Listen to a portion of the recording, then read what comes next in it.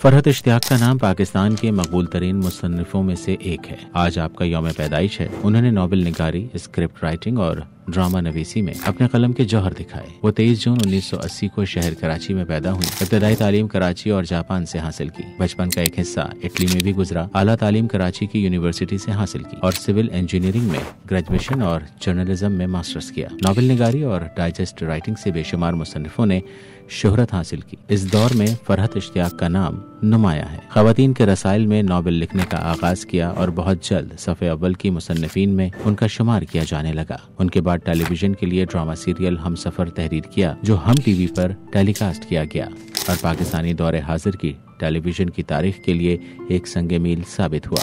फरहत इश्तियाक आजकल मुख्तलिफ किताबों के साथ साथ टीवी के लिए स्क्रिप्ट्स पर काम कर रही हैं और अपने रोमानवी नॉवेलों हम सफर, माता जान है तो, दयारे दिल से निकले हैं, जो लुत्फ और वो कर्ज रखते हैं जान पर के लिए मशहूर हैं। उनके नॉवेल्स का मरकज ज्यादातर पाकिस्तानी मुआशरा है। उनको बचपन से ही लिखने का शौक था।